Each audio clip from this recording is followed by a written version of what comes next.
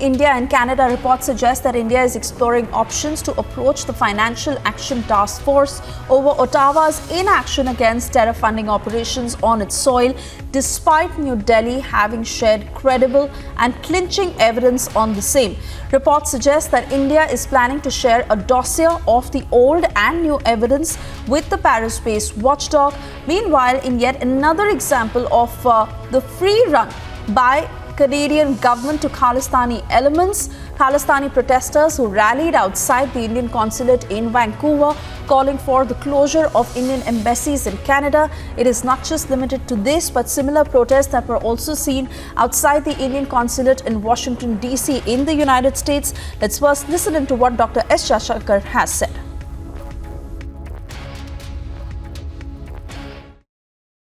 Finally, there's this whole issue of parity, that the size of how many diplomats there are of one country versus how many diplomats there are of the other country. Parity is very much provided for by the Vienna Convention, which is the relevant international rule on this. But in our case, we invoke parity because we had concerns about continuous interference in our affairs by Canadian personnel. We haven't made much of that public. My sense is over a period of time, more stuff will come out, and people will understand why we had the kind of discomfort with many of them which we did. All right, so that is the statement coming in from Dr. S. Jaishankar, as India is now mulling taking Canada to FATF for inaction on terror funding. This is the very latest that we are learning. As we are hardening the stance against Canada, India is exploring several options to approach the FATF over Ottawa's inaction against terror funding operations on its soil. New Delhi has shared credible and clinching evidence umpteen number of times. India is also planning to share a dossier of the old and new evidence with the Paris-based watchdog, which oversees the implementation of legal, regulatory and operational measures to combat money laundering and terror financing. And in the very latest, as we are seeing the attacks by Khalistani protesters who have once again taken to the Indian consulate in Canada, this time in Vancouver, and also in Washington, D.C., where they are demanding that the Indian consulate must stand shut. It is the Canadian government that is taking no action against their act, which has now forced India to make its position stronger and approach the FATF. Diplomats, security and probe agency officials who've been asked to collect relevant data to be shared with the FATF. The core issue in India's relationship with Canada, which is over space haven given to terrorists and criminal elements.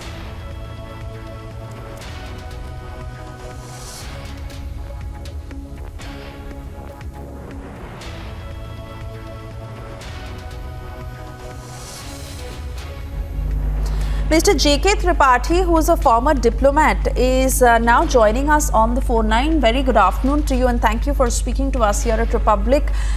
Your view on a spree of these activities that we continue to see from these Khalistani elements now demanding a shutdown of the Indian consulate in Vancouver and in Washington, D.C., and how the MEA is now planning to approach the FATF on this matter.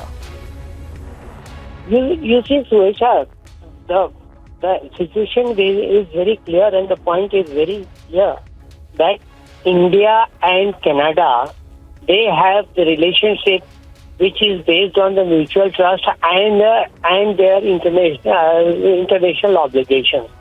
As per international law, as per Vienna Convention, both countries should ensure the safety and security of the embassy officials and their properties in each other's places, embassy and consulate officials.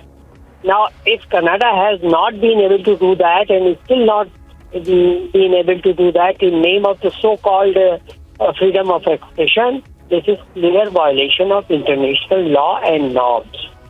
And not only that, if you go to the Canadian Criminal Code, CCC, Canadian Criminal Code, Article 261 clearly states that if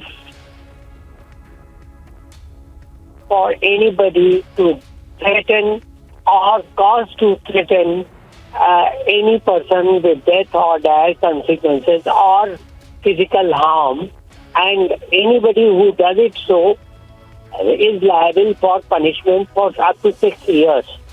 And then 431, Article 431 of Canadian Criminal Code also says that if anybody tries to, or if anybody damages or tries to damage or causes to damage the property of any internationally recognized entity, then it is a crime punishable with 14 years of imprisonment. Despite these clear provisions in Canada's criminal code, so far Canadian government has not taken any action whatsoever against those who had published posters, who had on internet, who had threatened people and who have damaged the property of Indian embassy and consulate in Canada. So Canada will have to account for it. And not only that, India had presented number of evidences those years about since 2018, but Canada has not acted at all because of its vote bank politics. Because since the Canadian government is relying on the support of 25 MPs of the New Democratic Party of Canada's six separatists. Yes, Nisha. Right, Mr. J.K. Tripathi, thank you, sir, for putting that into perspective for us. And of course, we here at Republic continue to track all the developments very, very closely. For the moment, we move on to the other top stories.